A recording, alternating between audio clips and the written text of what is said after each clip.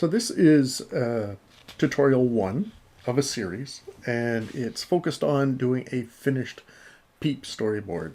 So this is the big final creative project and wrapping up of Peep in the big wide world, and actually to make use of the 3 characters that we worked with. So what we're going to be using with, we're going to go through the whole creative process right up until working out all the fine detail and labeling and number the final storyboard. So we're going to, in this project, we're going to go through the whole process. So we're going to be needing all of the templates. So the storyboard thumbnail template we're going to be using, the rough storyboard template. So these images are full size, and we can use them in relation to creating and finalizing the image for our storyboard layout. So we have all those templates, and now is the time to make sure you print out a number of them for each. So this one we'll spend a lot of time on, and I will have a separate video going over how to label, number, and to work out, an industry standard. This is absolutely the way the industry for TV does storyboards. So we will go over that in great detail. So in this video, I really want to make use of the thumbnail and take a look at some other ways of coming up with some ideas, because in this project, you're going to be coming up with your story for Peep, Quack, and Chirp, or whatever combination of 2 of them. So it's up to you how your story is going to work.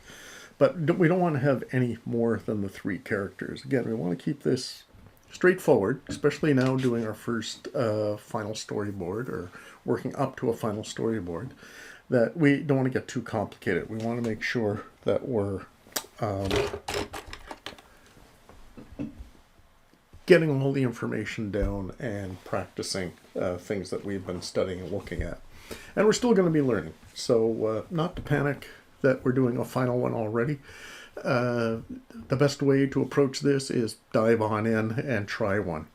This is all in build-up. We'll be doing at least one more this semester. And then by the end of the semester and the beginning of next semester, you'll be doing a storyboard for your city school final project, capstone project, for the end of next semester in April. So this all lead up into that. So making use of the thumbnail, and as you saw, we use this to come up with some ideas and such. Well, not ideas, we're exploring shots and we're breaking down episodes. Now we're doing it the proper way. Before we were dissecting a show and analyzing and figuring it out, and we're making a list of shots from that analyzation and understanding how cinematics work and what the shots are.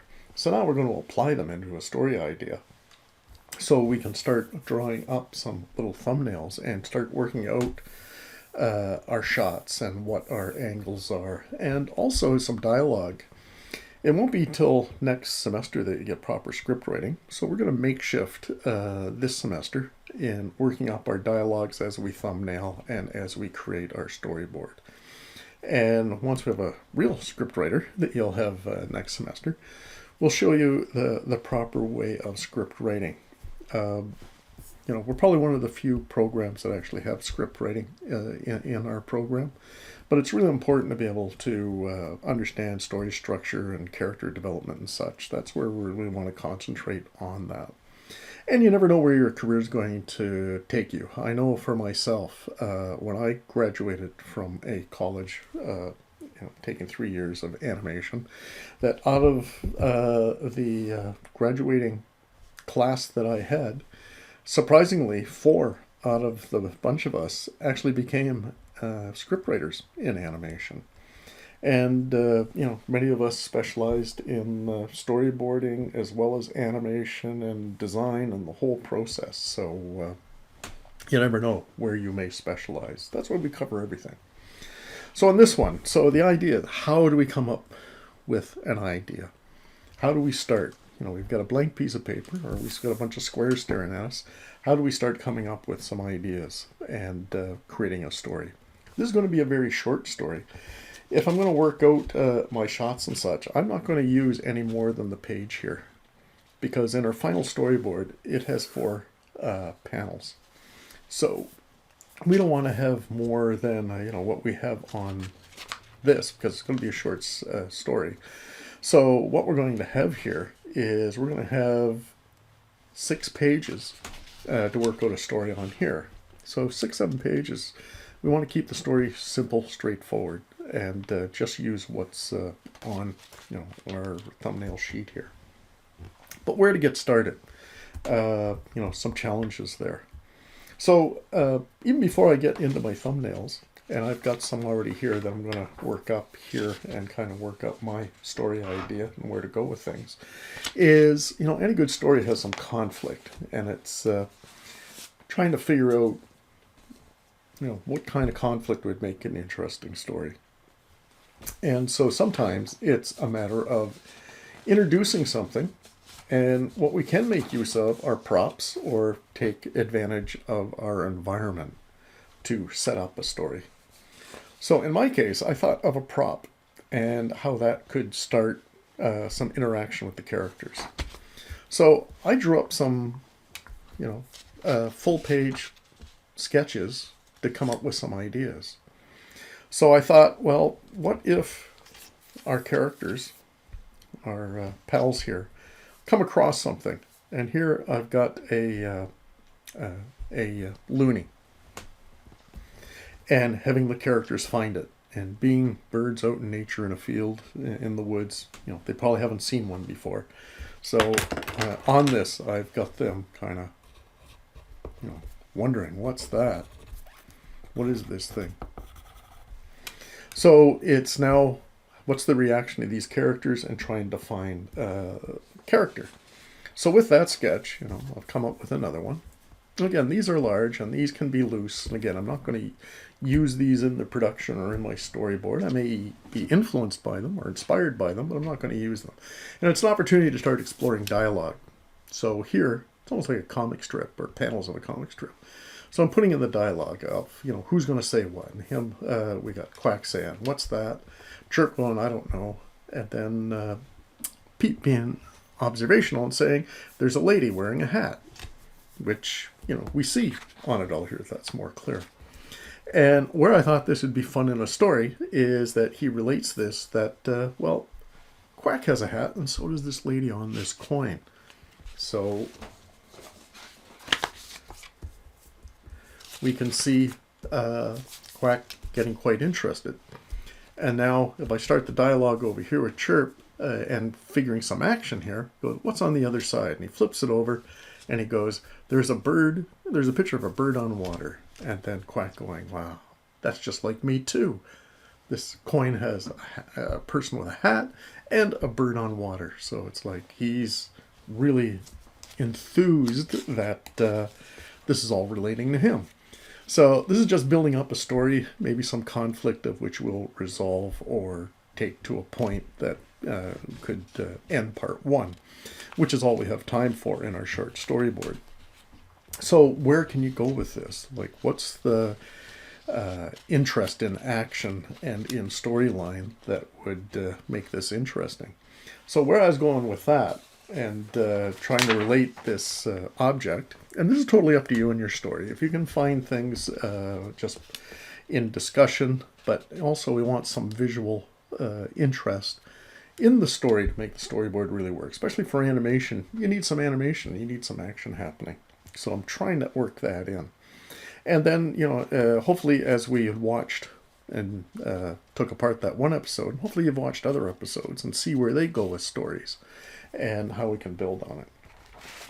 So taking this more to a climax or to the top of the story later that day or whenever, we have Quack now has taken possession of that coin, and he's wearing it, and now he declares himself the king of Quackland, and then the reaction of the characters to that.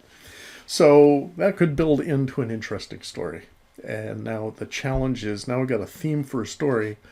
How do we break that down into cinematics and building up to that story and making that work? And that's where storyboarding all comes in. But you need this creative concepting outside of the storyboard just to get some ideas. And this was my process of coming up with some ideas. I had other ideas too. And again, it's exploring a bunch of them. So this project has a lot of drawing involved, not just the final story, but how you're going to get to a story. This was another sketch that I had coming up with an idea. And I thought, what if they venture out of the woods and find a vending machine? And that was taking the beginning of this story where they find a coin. Now what do they do with it? They went on an adventure, they found a machine, and now they're standing on top of each other to put it in the slot. And now the debate and the conflict is, well, what do we buy with it now? And that's where I've got a Peep up here going, I'm parched, let's get a pop. And then Chirp going, no, the candy looks good. And then finally we got Quack going, get chips, I'll share, I swear. So we get all the personalities in and we create an interesting story. So this one's getting complicated because we got now a big prop as part of the environment and such, and where you go with it.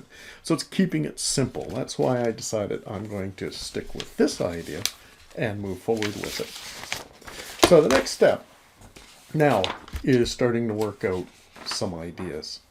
So, I've already started working out some dialogue and figuring out where I want to go with it. Now I've got to really start breaking down and figuring out where I'm going to go with the images and those camera shots we were talking about. Where are we going to go with those? So let me zoom in here a bit so I can start putting down some images. Let me see, I got to hit my focus. I look like I'm out of focus. There we go.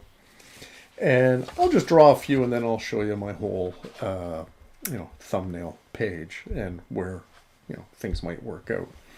So at the beginning, start with our shot that we had before of having our environment so we can see the water. Maybe we'll have the log, maybe we'll have the same opening shot we've seen on other shows. That's possible. And then it's, what's the next shot? Where are we going to go next? And what we can do, and this is that wide shot establishing shot. Then the next shot might be cutting in close off camera to what we see. And then that might be, we see the coin down here and we have our three characters. Taking a look.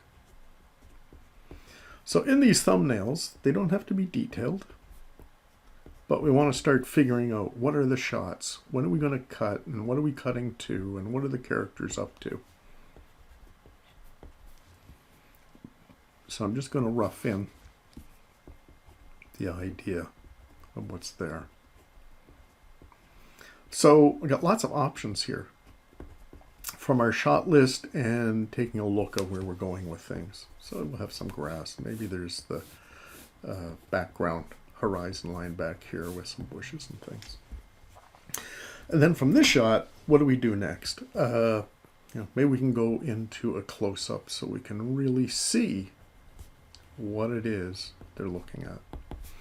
So cinematics, what we're doing in storyboarding is guiding the audience through the process so that they get the story. So if we got a story, we got to be able to communicate through the visuals on, just what's happening. And now in these thumbnails, we can start working out a bit what's our dialogue. So maybe in our establishing shot, we could have some dialogue, but we don't see who's saying it. We can hear what's that and a question mark. Then the next one is another character saying, I don't know. And I kind of worked that out, or had some ideas for that back here in my original drawing. So I'm already got some ideas. I could even take a piece of paper and write down some dialogue if I have a better idea where I'm going. And then here we can continue. And again, this here, I'm imagining this is Quack, and on this one it's Chirp, and on this one is that observation from Peep.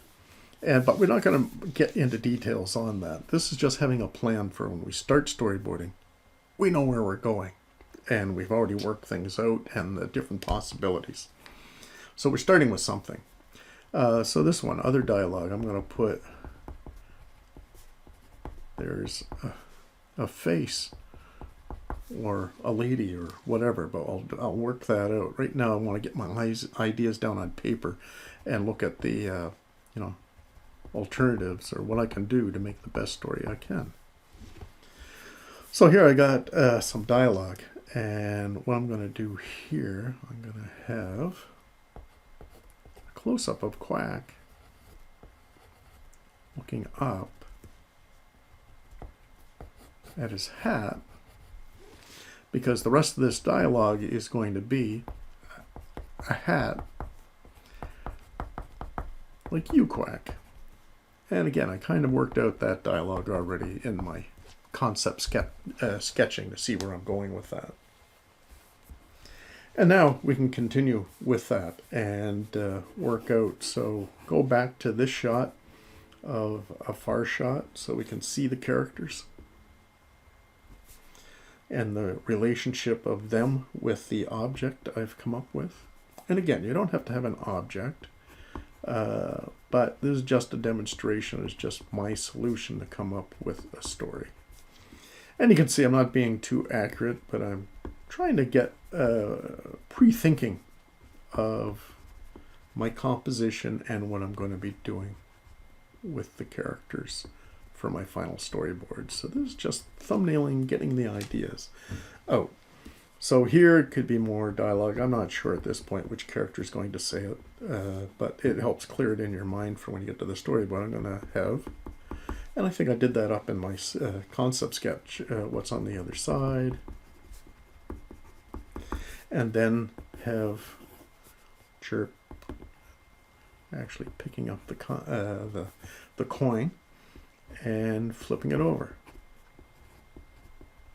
so they can see what's on the other side. And we can have Peep back here taking a look, and we can have Quack having a closer look. But we can see this dialogue, and maybe even have an arrow showing that we're flipping that around. And again, there's just thumbnails, so we're not getting into huge detail, but we get an idea where we're going. That's supposed to be a loon. So, but anyways, I'm going to work that out and get that more detailed. But here I'm breaking down dialogue and just what's happening. So there's a picture, and then I will continue that dialogue to the next panel and then do a close-up with, I'm thinking anyways, with Chirp's beak in the shot, because what I'm doing is basically going in here and reproducing that large. So that's my cut, and it hooks up to the previous shot. But this shot, now I can do a nice, well, I will do, maybe not so much in my rough here, but do some research and see what a toonie looks like and what the loon on the toonie, what it looks like, and any text or whatever on the coin, and work that out. And then I can continue that dialogue. So when we can cut over some dialogue to keep the visuals interesting. And then I'll put of a bird on water. Okay, so it's just trying to figure out. So I'm working out, in some cases cuts, others just some action, so changing some posing. So I'm just putting some rough ideas down. So I'm not polishing this at all. These are shorthand images for me to get some thoughts on paper quickly as I can, and not dwelling on them, because chances are I might go back and change these and work it all up. But anyways, from this, you want to work away on that, thinking of various ideas, and let me see.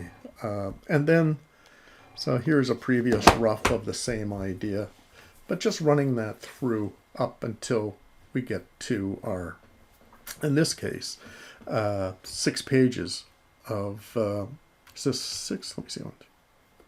Oh, well, 5 pages, but I can expand on that. Even if this one isn't doing 6 to 7 pages, it's giving me a good idea, and I'll be able to elaborate on this. So let me just check my focus. There we go. And then again, just trying to pencil in some dialogue so we know where we're going.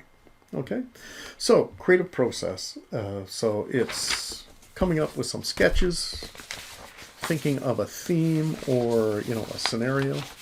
I like working visually, so I like putting some sketches together, and then thinking of some images to give me an idea of what might generate an interesting story. So this was kind of the first concept, now starting to work it out and thinking cinematic shots, composition, and when it's cutting, and to start working out some dialogue. And even when working on that dialogue, you could even write that dialogue out if you like.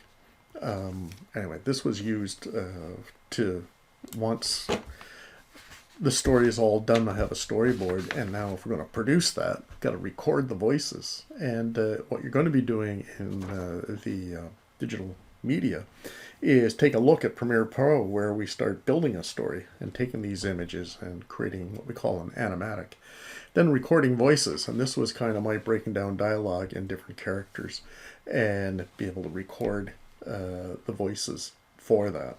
So it's the whole creative process. We get to create a story from beginning to end, and you have as much input and working things out as you can. Okay, so I'll wrap up this video, and hopefully this gives you an idea to start some concepting. The next one, I'm now going to take this story that I've been working on and really fine-tune it and start putting a final storyboard together. Okay, so see you in the next tutorial.